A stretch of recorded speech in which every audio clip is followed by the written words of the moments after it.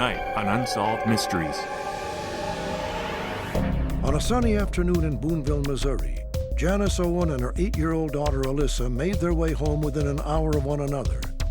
What happened next stunned this small community and left even the most seasoned cops shaking their heads in disbelief.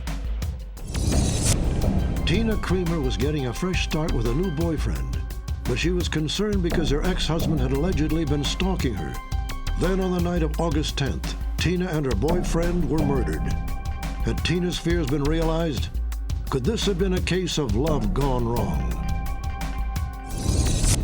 Where is 15-year-old Trisha Autry? At her Utah home, she spent many evenings at her computer. Then she suddenly disappeared. Did Trisha run away to meet someone she met over the internet, or was she abducted against her will? Join me for these stories of heartbreak and intrigue on Unsolved Mysteries.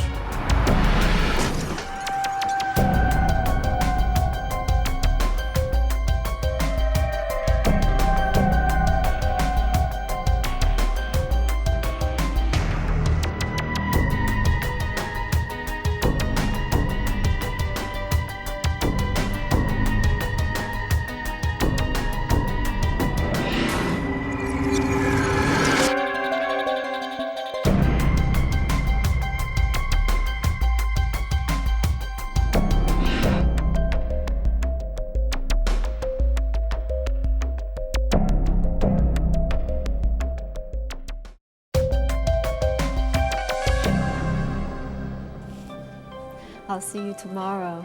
Make sure she It had been a routine Monday at Riverdale Care Center in Booneville, Missouri, population 8,200.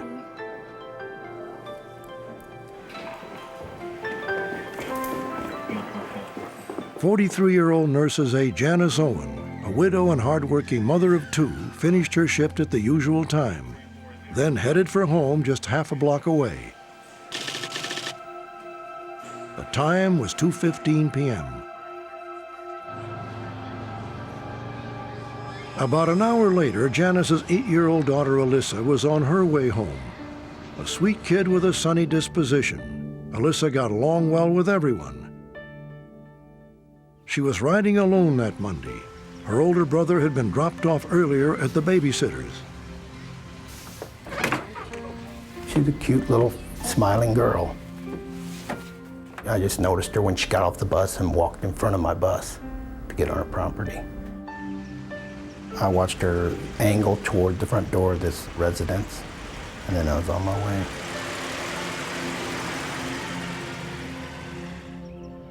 Later that afternoon, Janice's mother stopped by to say hello. Janice? I tried the door and it was unlocked. Janice? Hello? Alyssa? She didn't answer me, so I walked on through the house, and she wasn't anywhere to be found in there. Alyssa's coat was on the couch, her backpack on the floor, but Frances found no sign of her daughter or granddaughter. This will do. Write her a note. It was now 5 p.m. So I wrote a note that I'd been there, and I thought it was funny that night she didn't call me, but there was nothing messed up or anything that would have given me any idea anything was wrong. 5:45 p.m. A neighbor returning home from work says she saw some unusual activity outside Janice's home. There was people standing outside her duplex. There was cars parked on the street that usually I've just never noticed before. There was a woman on the porch, and there was a younger guy. He was wearing the red baseball cap. They were both facing the street, and they both stared at me as they drove by. I kind of thought something was odd about the situation. 15 minutes later, Amy noticed more strange activity outside Janice's home.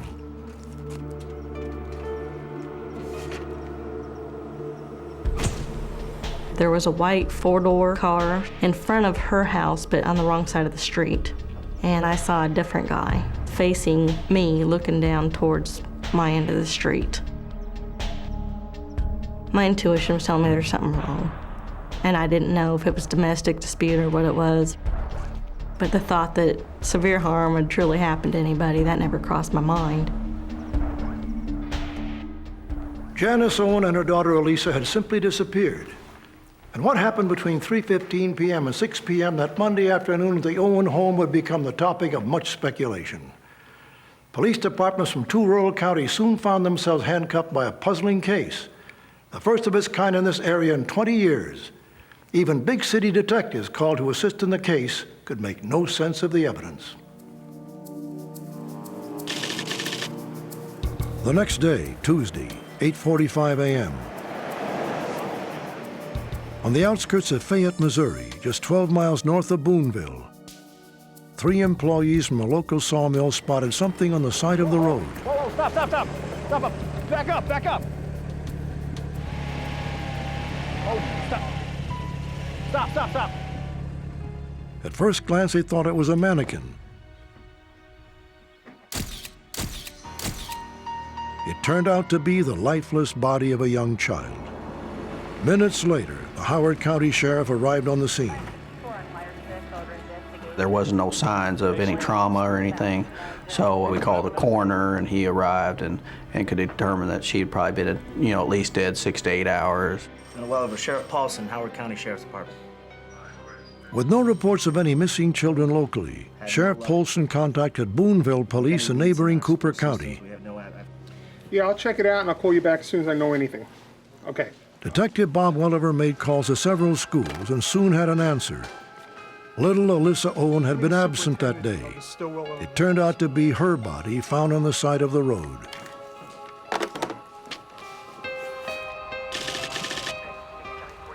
Tuesday, 12:15 p.m. Detective Welliver drove over to see Alyssa's mother and deliver the terrible news.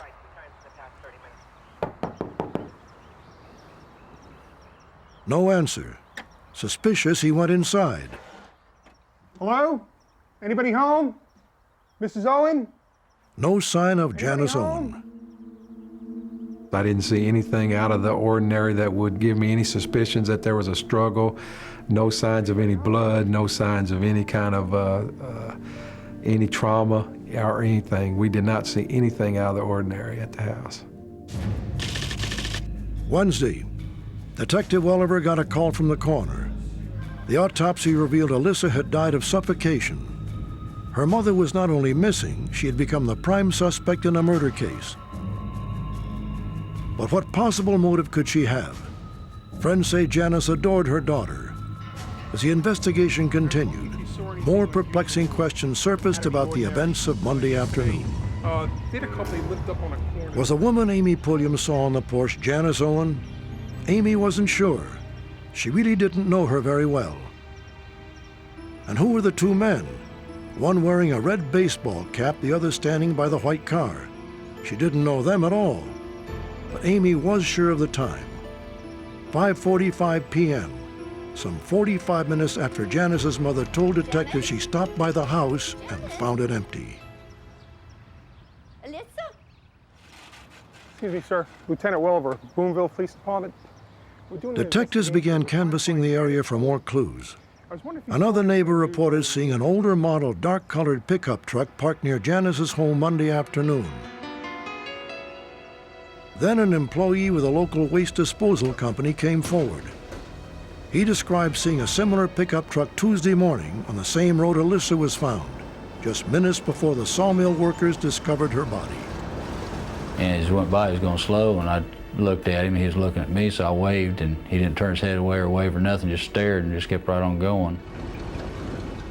And the guy was wearing a red ball cap. Jeff Stacy never got a look into the bed of the pickup truck, but he thinks he knows what was there, the body of Alyssa Owen. Jeff was certain she was not lying on the side of the road when he drove by minutes earlier. Whoever dumped her there had to have done it after 8:30, because I was through there and there's no way the spot she was laying that I would have missed seeing her. Was the man behind the wheel the same one reportedly seen at Janice's home on Monday? And was the dark green pickup truck parked near her home that afternoon the same one spotted near the crime scene Tuesday morning? Detectives searched for answers, but came up empty. Over the next month, they chased hundreds of other leads, dead ends at every turn, and still no sign of Janice Owen. Then on March 27, 2002, 6 weeks after Alyssa's death, tragedy struck again. Janice's body was discovered in a creek bed, some 12 miles from where her daughter had been found.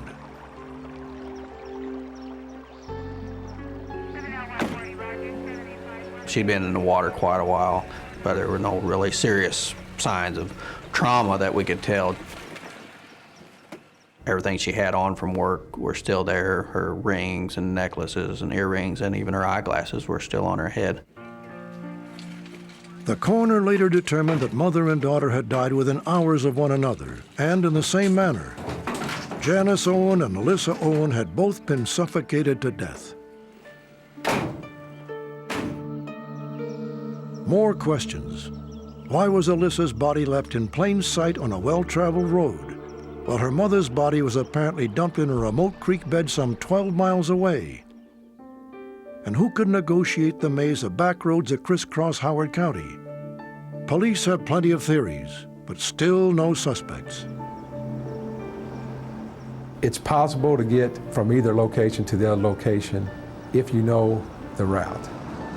It probably has to be somebody local. I just don't believe a stranger could find those two locations separately and just leave. What worries me now is they're still out there. Who knows that they won't try it to somebody else? And I don't want that happening to anybody. I would love to say I have it, or that I have any clue. I am a law enforcement officer. I am a detective. My job is to leave the options open until I can prove the facts. And quite frankly, I don't know.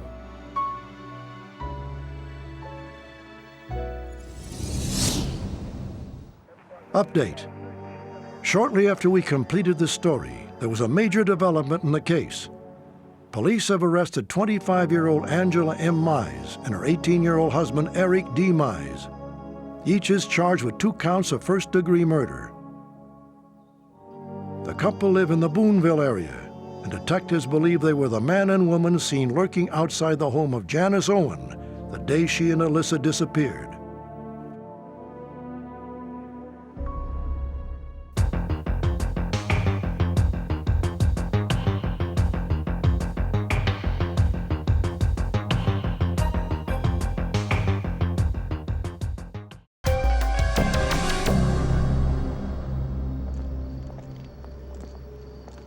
Tina Cremer and Robert Miller met on the job at a Lawton, Oklahoma hospital where they both worked. They had only recently begun dating. The couple planned to spend a relaxing evening at Robert's apartment. While he prepared dinner, Tina took a hot shower to unwind after a long day at work. They were not aware they were being watched. Robert's habit of leaving his front door unlocked would prove tragic.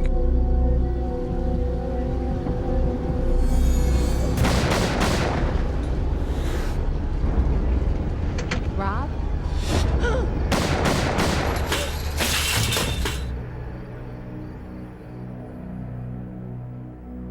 25-year-old Tina Cremer and 26-year-old Robert Miller never had a chance. Just 5 days before her murder, Tina Cremer's divorce had become final. Tina and David Kemp had been married for 5 years. According to Tina, David began stalking her shortly after they were separated. Could their apparently turbulent relationship have anything to do with a double murder? Investigators turned to those who knew the victims for answers. Tina loved the nursing field. She loved helping people, anybody she could help. She did so much volunteer work for people that we didn't even know about till after the fact. According to some, Tina's life with David Kemp was apparently not very fulfilling. I don't believe they had a marriage. I don't believe they had a relationship. I know he had hit her. I know that he was mentally abusive. She had no self-esteem left till after she left him.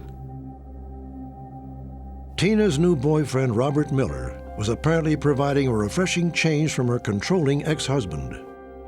Rob was very affectionate, very loving. He brought a lot of love and laughter into her life. She had a lot of confidence. Her self-esteem had just exploded after she had left David. She was a very beautiful woman. This lady was really, really good for him. Very supportive, made him happy. If this would have never happened, they would have been perfect for each other.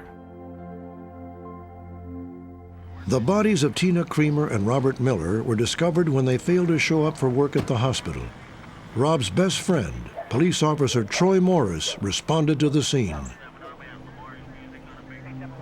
I made entry. I saw Rob's body lying there on the floor. I was too emotional to continue on, still wanting to preserve the crime scene for our detectives.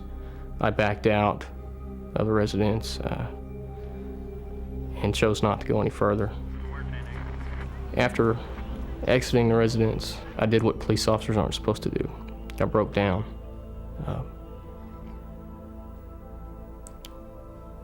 I can't describe that feeling. I can't describe it. You know, it was about 11:30 last night. Tina's family learned what happened from a news report. My husband and I, which is her brother, was watching TV. TV didn't say any names, but it showed the apartment. And we just knew that it was them. Investigators processed the crime scene, and news of the murders began to spread. Many in Tina Cremer's circle had their suspicions who may have been responsible for the cold-blooded murders, and that suspect would soon come to the attention of the police. The first thing that led investigators to seeking the whereabouts of David Kemp was the fact that he had motive. He had made threats to kill himself and to kill Christina when they split up. Robert said on several occasions that David Kemp would come up to Comanche County Memorial Hospital and leave notes on Tina's car stating, if I can't have you, that nobody can. She stated to me a few days before the murders that it was the calm before the storm. Because of threats and letters, Rob knew that Tina feared David. And we would state to him, y'all be careful, watch out for him. Lock your doors. When detectives attempted to locate David Kemp for questioning, they discovered he had suddenly left town the day after the murders without telling anyone where he was headed. David Kemp was now considered a possible suspect. They speculated that when he received the divorce decree officially dissolving his marriage to Tina, it may have upset him. But would it have been enough to trigger the murders? Although police had no physical evidence to connect David Lee Kemp to the killings, they located a man who claims he sold Kemp a .45 caliber handgun. This person still had in his possession some of the shell casings that he had fired previously through that gun. He provided the shell casings to us, and we submitted them for forensic examination. Those shell casings that were known to be fired through that gun matched identically to the shell casings that we found in the crime scene. Conclusive proof that David Kemp's gun was the murder weapon. An all-out manhunt was launched to track down David Lee Kemp. But where was he? Investigators had exhausted all leads. Then, almost 2 weeks after the murders, a lucky break arrived from California. We were notified by California Highway Patrol that they had spotted David Kemp's vehicle on a highway just outside of Bishop, California. 1 Charlie 1 requesting wants on Oklahoma license Kemp's plate. 1998 Dodge Ram pickup truck had broken down. The police indicated that there was no one around the vehicle. We faxed them a photograph of David Kemp and advised them of what he was wanted for. Then a man fitting Kemp's description was spotted walking along the same highway. Within a few minutes, they called us back and stated that they had tried to approach Mr. Kemp, but that he had fled on foot.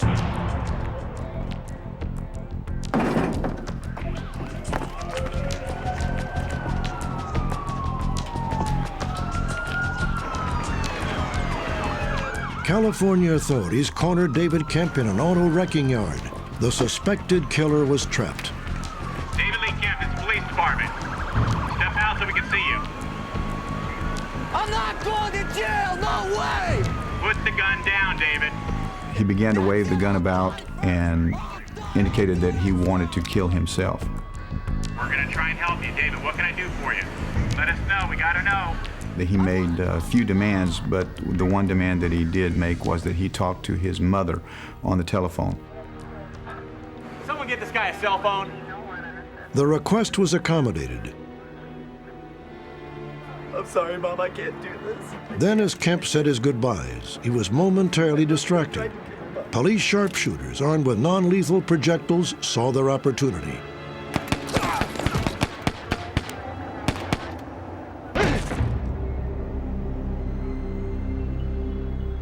David Lee Kemp was taken into custody. The standoff was safely over. When David Kemp was taken into custody in Bishop, California, he did have a .45 caliber pistol with him. Subsequent examination indicated that that was indeed the same gun that was used in the homicide. Once extradited back to Oklahoma, David Kemp was assigned to the Comanche County Jail, where he would await trial for the murders of Tina Cremer and Robert Miller. When David was caught and brought back to the jail, we were very happy. We rested at night easier. We were glad he was back so that justice could be served.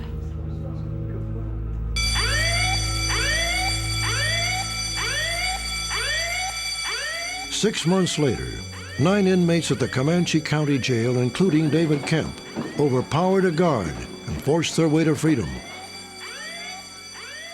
8 of the escapees were quickly recaptured. The 9th, David Lee Kemp, was last seen heading toward Texas. When David escaped, we were angry, very angry, empty. Feelings of it being so unfair. It was like hearing my brother getting murdered for the first time. I went to the jail and I stood there and waited. I even went into the search parties. I wanted to make sure that I was going to do everything I could for Rob, to make sure this man, David Lee Kemp, was caught. Personally, I don't know how David can live from one day to the next. He's a coward for what he's done. 3 months after the escape, authorities missed an opportunity to take David Kemp back into custody. The night manager of a Las Vegas motel checked to see why a guest hadn't paid his rent. Hello? Hello? Manager, sir? Hello? The manager found the guest sitting in the bathtub, covered with blood, holding a knife to his own stomach in what appeared to be a bizarre suicide attempt that had failed. The man was taken to a psychiatric hospital where his wounds were determined to be nothing more than superficial cuts. The troubled man received treatment and checked himself out. Hospital authorities had no idea that the man was wanted for double murder. The mystery man was David Lee Kemp. Kemp was last seen at a service station on the outskirts of Las Vegas. He was getting into the passenger seat of a black Firebird. It's just a never-ending nightmare. I want satisfaction from my brother, Rob, and that'll be the only way he can rest in peace. Without that, he's gonna be troubled, a troubled soul. Our wounds have not even gotten to heal because David's never been tried.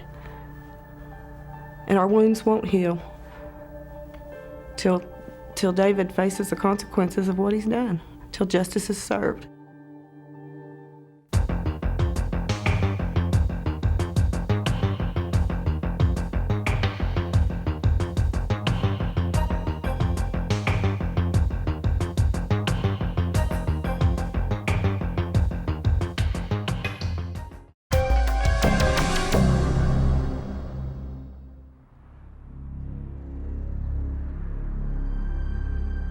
June 24, 2000, Hiram, Utah.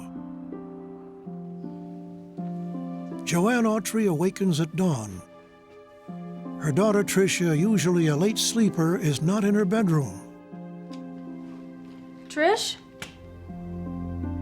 A search of the entire house fails to turn up any sign of the teenager. Is Trish there by any chance? As Joann's concern becomes outright panic, she frantically calls her daughter's friends. Trisha's sisters scour the neighborhood. When none of us found her, then I became really frightened. All of a sudden, there was this deep fear, deep knot of fear in my stomach, because it wasn't like Trisha to do this. And I knew that there was something gravely wrong. The sudden and mysterious disappearance of 15-year-old Trisha Autry left her family devastated and the police struggling for clues. In many ways, Trisha is a typical teenage girl, energetic, insecure, and eager to be liked. It was this last desire that may have led Trisha on a dangerous search for romance, a journey that possibly landed her in the clutches of an internet predator. Like many teenagers seeking acceptance, Trisha found adolescence a painful experience. She was a kid that was ostracized in school. The children made fun of her. She didn't have what she really wanted, and that was a really close friend, someone that she could confide all of her adolescent dreams in and be able to share those things with. So she was a pretty sad child from that standpoint, is that she just needed that one special friend. So, Mrs. Autry, has there been any fighting? No, there hasn't been. Police immediately zeroed in on Trisha's state of mind as an explanation for her disappearance. We thought it was a typical runaway juvenile case that we usually get from teenagers about that age that just take off. They've got problems at home with friends, depression type of things, and they just leave for a couple of days. Did you make the bed? No, I found it like that this morning. There was only one problem with a runaway scenario. Trisha left behind virtually everything she might need while away from home. There literally was nothing taken except the clothes on her back. And so we became convinced that she went simply to meet someone for a few minutes with the idea that she'd be coming back. Trisha often hid from her unhappiness by creating elaborate stories, sometimes attaining secret liaisons with much older men. 2 weeks before her disappearance, the teenager told her family she had started a new story. Every night she typed furiously, often staying up until the early morning hours. On the night she vanished, Trisha was again at the computer. I'm going to bed. Good night. See you tomorrow. Her sister Brianne went to bed at 2 a.m. No one in Trisha's family ever saw her again. For Trisha to disappear was totally out of character for her. And what I was hoping was to find in the story that she was writing some clue as to what she was thinking of, what her frame of mind was. And that's why I went immediately there to begin looking. When Joann turned on the computer, there was no story, only a few pages of scattered thoughts. What then had Trisha Autry been doing on the computer for all those countless hours? Computer expert John W. Georgi examined the system and made several disturbing discoveries. Unbeknownst to her mother, Trisha had 3 separate email accounts and spent an enormous amount of time in chat rooms. Even more alarming was what occurred at 3 a.m. on the night Trisha Autry disappeared. Everything that possibly could be found of who she talked to or what she'd been doing on the computer in the recent frame of time was deleted. I figured Trish was taught how to delete these files because she did not, from what I was told by her mother, have the experience to know where these files were stored. And I took this as a very bad sign. That, obviously somebody was trying to cover their tracks. But who could this mystery person have been? Trisha gave no hints to her friends or family that she had met somebody online. Neighbors, however, noticed suspicious activity near the Autry home on several occasions. About 2 weeks before she disappeared, one of our neighbors had seen her get out of a red car on the corner, and what he thought was some suspicious behaviors, the way she was walking back to the house from the corner, as if she didn't want to be seen. So that was our first report of a red car. According to another neighbor, the red car appeared again at 4 a.m. on the morning Trisha disappeared.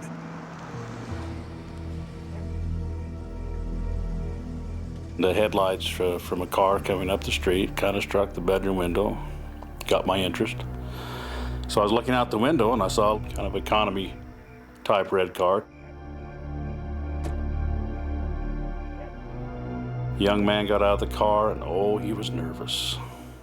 First thing that popped in my mind, oh, somebody's sneaking out of the house.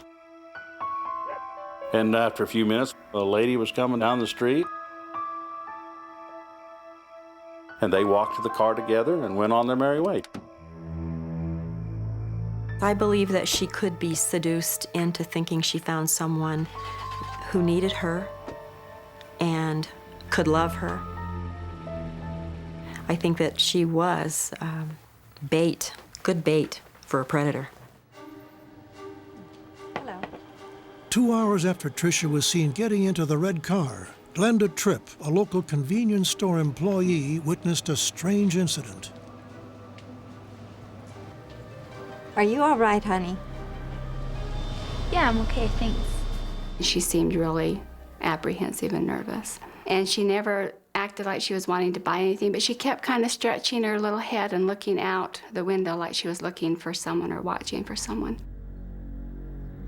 I've seen her in and about the neighborhood. So I knew Trisha.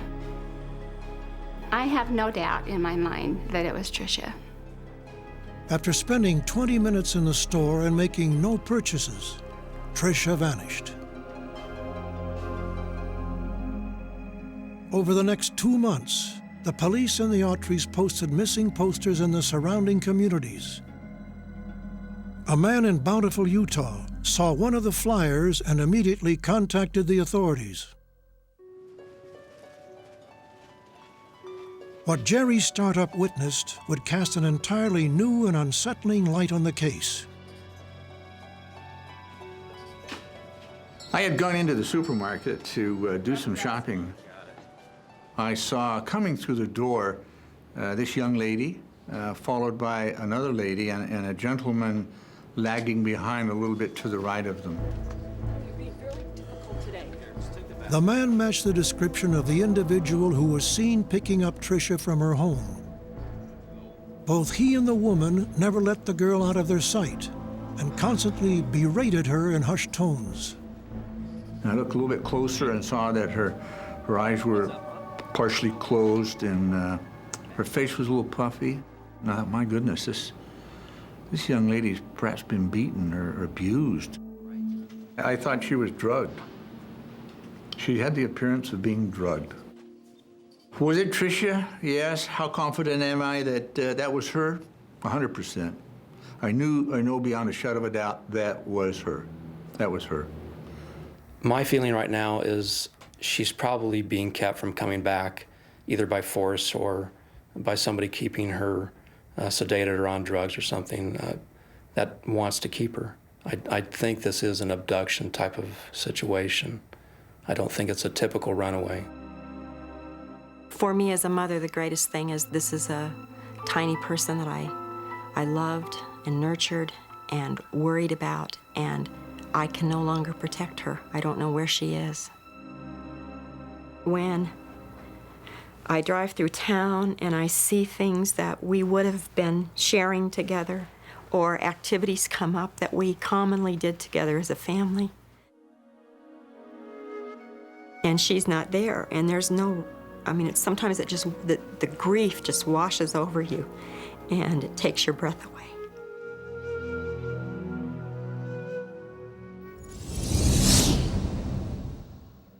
Since we filmed the story of Trisha Autry's disappearance, investigators from the Sheriff's Department in Logan, Utah have made a tragic discovery. Trisha's case is no longer classified as that of a missing person.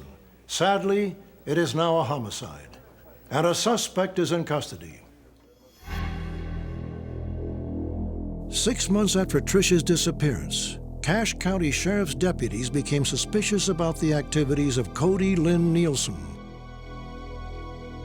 a maintenance man working for a wildlife research facility in Millville, Utah, 8 miles from the home of Trisha Autry. Near the time of Trisha's disappearance, Nielsen had been observed using a backhoe on facility property to dig deep trenches and refill them for no apparent reason. We contacted a cadaver dog team out of Duchesne County here in Utah. And we brought the dogs up to this site, and they were real interested, and they hit what they called hit on this one area right here that we knew that our suspect had been digging. And the dogs hit on this several times. About 7 different dogs hit on this. Sheriff's Department investigators began to dig with their own backhoe at the location suggested by the dogs. When we got to about 10 feet, we found a human jawbone, which later was determined to be Trisha Autry's. It was just nothing short of a miracle that we found that piece of evidence in that big of a hole. In other trenches, sheriff's deputies found more of Trisha's remains and clothing, some of which had been burned. For Trisha's mother, the news of the discovery brought great pain, but also a sense of relief. Primarily because of our faith, we know where she is now. Where before we wondered, we would lie awake together at night and worry about whether she was in the cold or whether someone was hurting her. It's probably been very agonizing, but also very validating because we knew that she did not run away.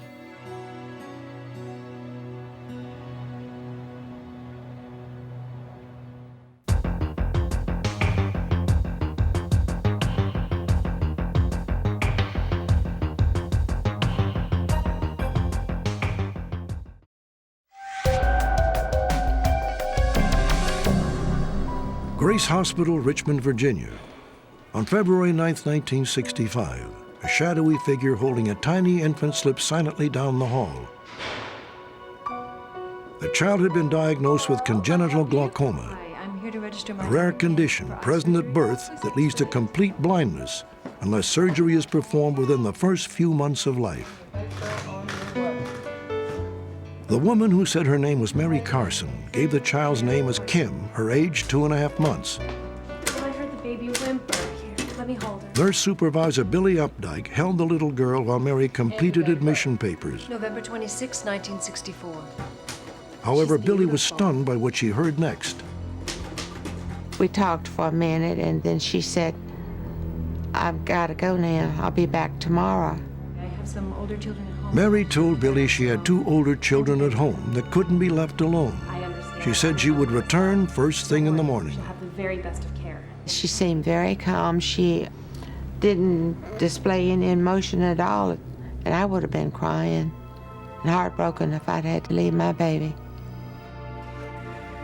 Perhaps it affected Mary far more than she let on, but Billie would never know. When she returned to work the next day, she was shocked to learn that Mary had failed to show up for her baby's operation. Number disconnected. I'll notify administration. Without her, doctors could not perform the surgery. Desperate, hospital administrator Douglas Pace attempted to track Mary down himself. I went out to the address looking for the mother, and I found a vacant lot. All the houses had been demolished, and the block was completely vacant. I was stunned and shocked, and it made me feel kind of sad that I realized then we had a baby on our hands without a parent. With time running out, Douglas Pace convinced the judge to issue a court order allowing doctors to perform the surgery. The operation was considered a success, but Kim's eyesight would never be normal. An article in the February 11, 1965 edition of the Richmond Times generated an outpouring of sympathy, donations, and adoption inquiries. But the coverage failed to turn up one solid clue as to who had abandoned baby Kim. A police investigation also led nowhere. 18 months, numerous operations, and several foster homes later, another report in the Times caught the eye of local residents Richard and Sandra Butler. Sandra's husband, Richard, was especially taken by the heart-wrenching story. This is going to be my baby. This is what he said. End of discussion. If he thinks we're going to do this, I'll go along with him. We made our mind up from the start. We wanted her, and we got her. Sandra and Richard opened their home and their hearts to the toddler they named Kimberly Dawn. Kim was treated exactly like the Butlers' two biological children. But her poor eyesight made life a constant struggle. I do remember being very angry, being very frustrated about not being able to go and do a lot of things that other children could do, which was hard because on one hand they wanted me to grow up very normal, but yet I couldn't do all the normal things. Despite her disability, Kim graduated from high school, attended college, and went to work as a teacher. In 1989, she married Michael Smith, a deputy sheriff. Over the years, Kim showed little interest in learning about her birth parents until she became a parent herself. Once I became a mom and had two children and could tell you to this day every moment about the day they were born, the time, how much they weighed, their birth dates, I started thinking I don't know any of those things about me. But it was more than curiosity that led Kim to search for her identity. As a baby, her son Tyler had suffered from repeated bouts of respiratory infections. Doctors feared the cause was genetic. That was kind of like the straw that broke the camel's back after going to several doctors and being able to tell anything they needed to know about Mike's side of the family. That was kind of what made me decide that it was time for me to start a search. If I could just find those answers to all those questions I have, and most importantly, find the medical history for my children and I, that's what I'm in search of. That's what I hope to gain. Kim is understandably concerned for the health of her children, yet she harbors no anger against her birth mother. We always were led to believe that she left me because maybe she couldn't afford the medical treatment I would need, having congenital glaucoma. I can't be angry at her about that. She could have not taken me to the hospital. She could have not registered me for the surgery. Therefore, I might not have any sight today. Kimberly Smith was dropped off at a Richmond, Virginia hospital on February 9, 1965.